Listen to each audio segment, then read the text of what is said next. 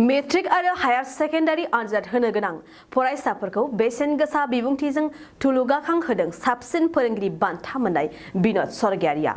कुमारिकाटा दखरा एबसुनि बानजायनायाव सोलोंथाइ सांग्रांथि मेलाव मेट्रिक आरो हायार सेकेन्डारि आनजाद होनो गोनां फरायसाफोरखौ थांखिनानै सोलोंथाइनि फारसे मोजां थुलुंगा होदों फोरोंगिरि बिनोद सरगियारिया। कुमारिकाटा दखरा एबसुनि बानजायनायाव आदब आरो गुनगोनां सोलोंथाइ मावथांखिजों मेट्रिक आरो हायार सेकेन्डारि आनजाद होनो गोनां फरायसा फरायसुलिफोरखौ थुलुंगाखां होनाय जायो आरो बे थांखिजोंनो कुमारिकाटा सिनियर सेकेन्डारियाव सोलोंथाइनि सांग्रांथि मेलखौ खुंनाय जायो। तामुलपुर जिल्ला एबसुनि आफादगिरि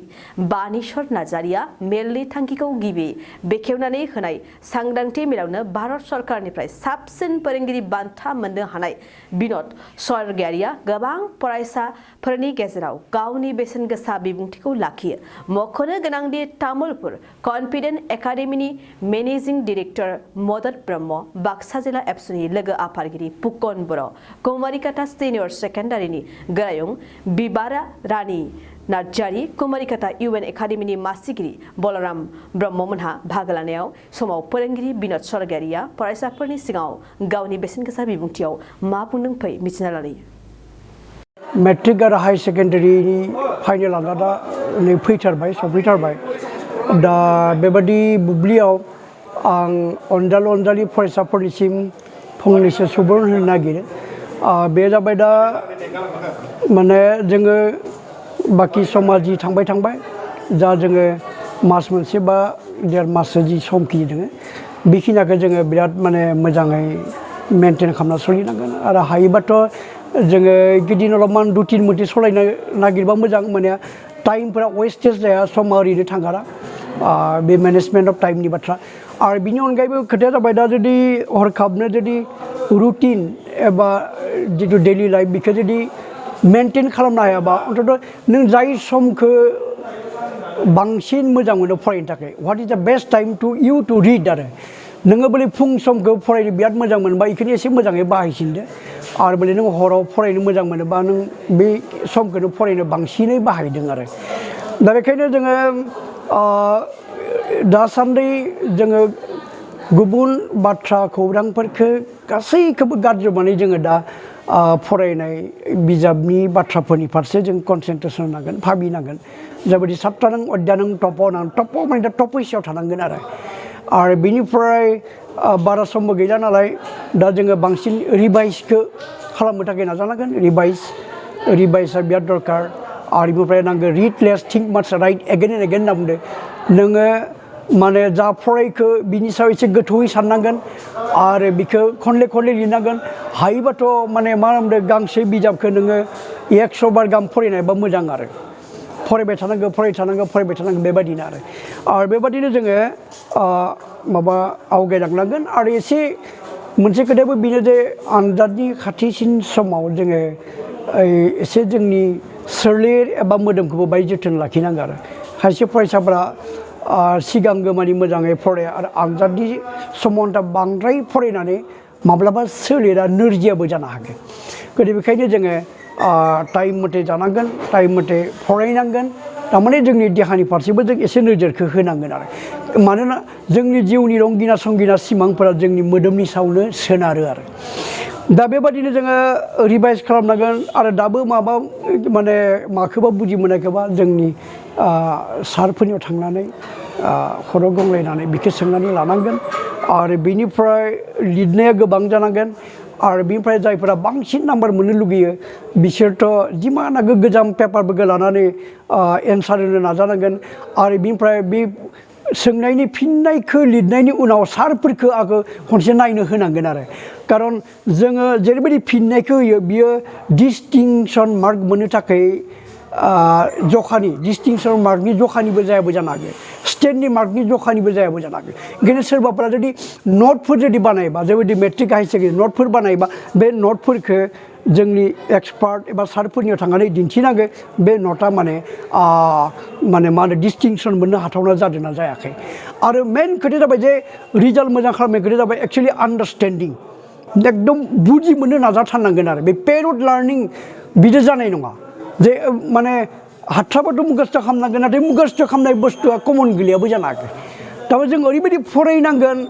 एनि कुइसन so that you can answer साप'ज नोङो भइसेसखौ ओरैबायदि सोलोंनांगोन जिखुनु भइसेस फैबानोखे भइसेस चेन्ज खालामनो फैबानोखे नों बेखौ बानायनो हानाय आरो खारन बेफोर फर्मुलानिसो खोथाथ'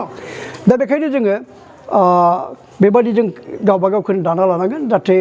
जिखुनु सोंलुनि फिननायखौ गावनो होनो हायो आरो आसलथे फरायनाय सिस्टेमा जाबाय मा जे नोङो मोनसे पेराग्राफ फरायबाय आरो बे पेराग्राफफोरा मा कुइसन फैनो हाथावना निजेनो कुइसनखौ बानायबाय निजेनो एन्सारखौ बानायबाय बे गोदियासो बांसिन माने जोंखौ माने मा होनदों मार्कफोर मोननायाव हेफाजाब होयो आरो एनादार थिं इज जे आजिखालि बांसिन अबजेक्टिभ जाबाय अबजेक्टिभ बा इउर एन्सार शुड बि टु दा पइन्ट नोंनि सोंनाय फिननाया टु दा पइन्ट जानांगोन नों 1 नाम्बारनि 10ता थायो नों बेखौ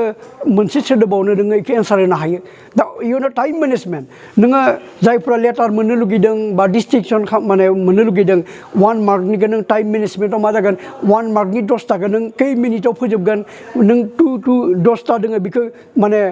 खै मिनिटाव फोजोबगोन बेबायदि टाइम मेनेजमेन्टखौबो खालामना लानांगोन आरो 3 घन्टानि मादाव नोङो नोंनि फिननायफोरखौ होजोबनो हायो ना हाया बेखौ खनले प्रेक्टिस खालामबाय थानांगोन आरो बेबायदिनो मोनसे पजिटिभ माइन्ड लानानै मोनसे मिनिस्लु मिनिनाय रंजालु गोसोजों जों आनजादखौ हैनो हानांगोन जों आनजादनि समाव माने गाबा मोखां जानानै मोखां सोमखिगे जाना हैनो नाङा आरो दा आरो